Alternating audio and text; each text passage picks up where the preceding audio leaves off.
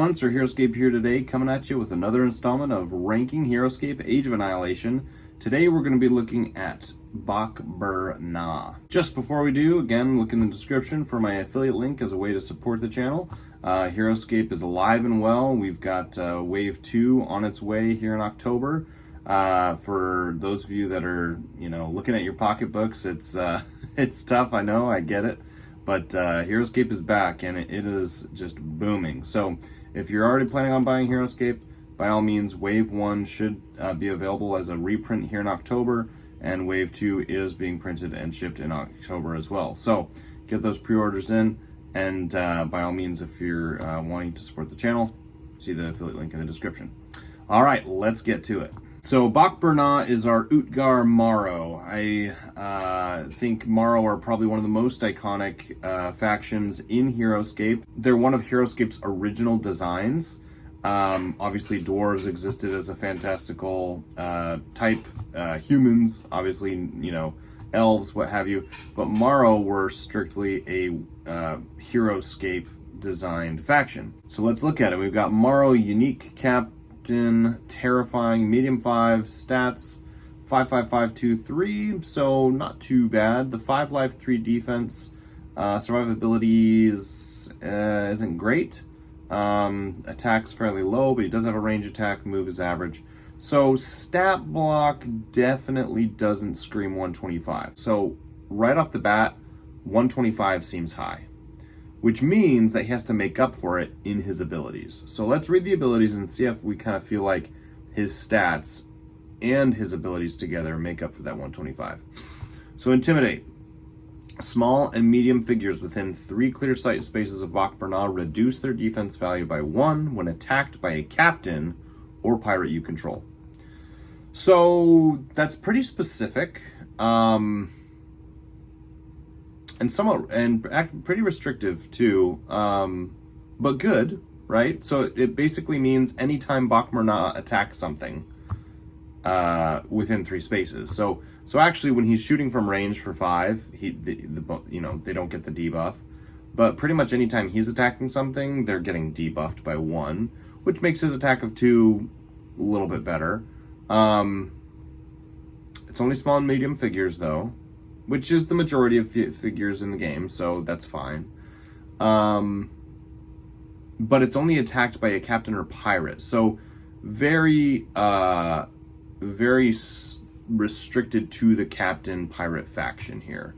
That's good because Knaves of the Silver Scimitar bond with him, and so they can, and because he's a captain, he does give them the bonus. So he can reduce the defense of units that they're first assaulting because he'll go take a turn first. Let me think. EJ can move him and get him into engagements, but EJ himself is not a captain or pirate, so Intimidate wouldn't be in effect for EJ's attacks. Okay, so yeah, decent. Swashbuckler, after attacking with Bok-Bur-Na, you may attack an adjacent figure 1 additional time.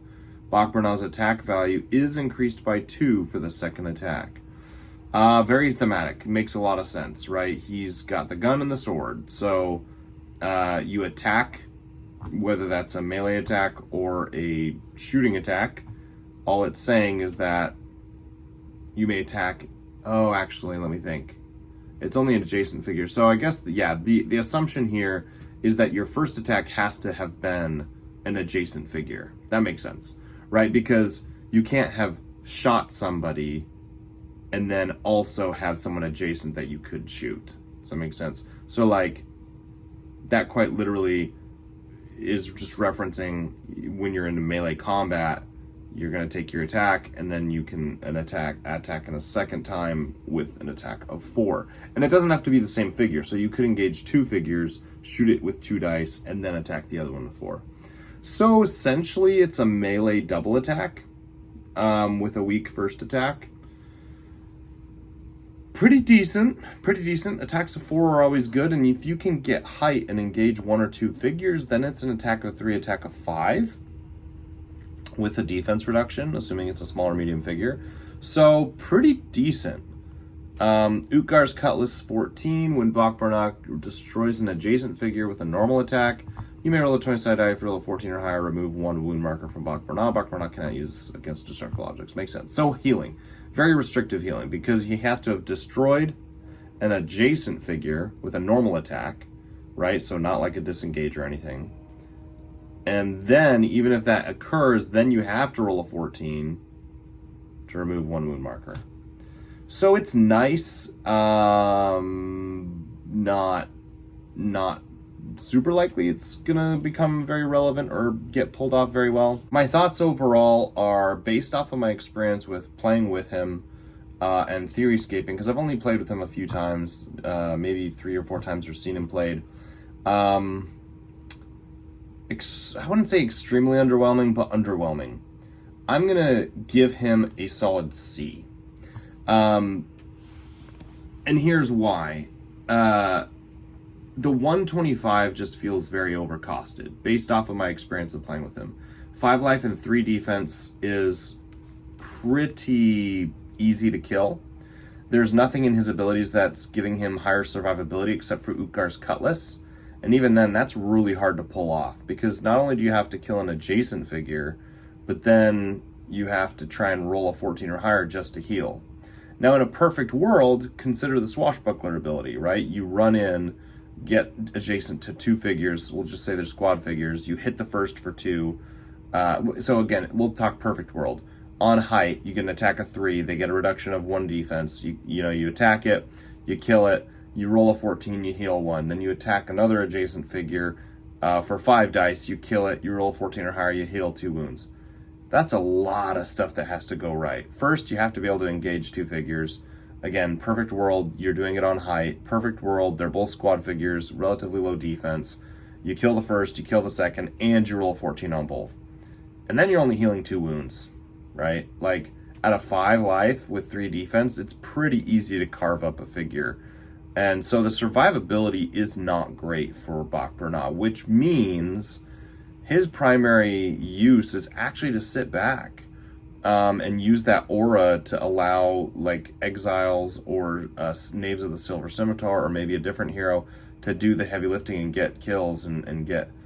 And that's the other thing I'm not so sure about is like, he has a range of 5 and a plink attack of 2, but you kind of want to do that because you don't like his survivability, so you don't want to get up in the action too much, but he kind of has to be with Intimidate. And even if he does, Swashbuckler does allow him to get better attacks, but in my experience playing with him, he just never felt like he was getting value out of his turns. Fiabani always felt like a better bonder for 80. Even what's his face, the other pirate guy with the Blunderbuss special attack. Gosh, my brain's not working right now. But he's 80 points, and his base attack is 4, right? So if you're on height, you can get an attack of 5, right? From range 5. It just feels good. So again, Heroscaping, he's got all the abilities that could make him useful.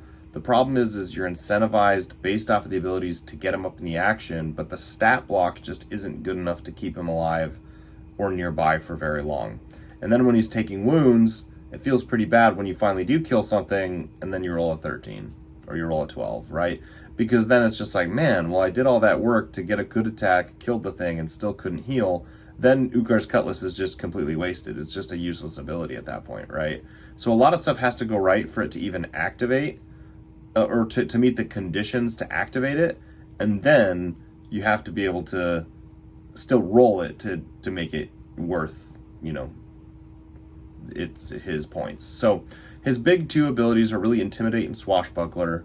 Swashbuckler's a melee double attack and intimidates defense reduction for very specific situations nearby. Not great in my opinion. Gonna keep this guy to a solid C. Wish I could say more. More time will tell, obviously, as designs continue to come out, as people learn how to play them. Maybe I'll have to correct that, but solid C. Well below average. Not filling his points.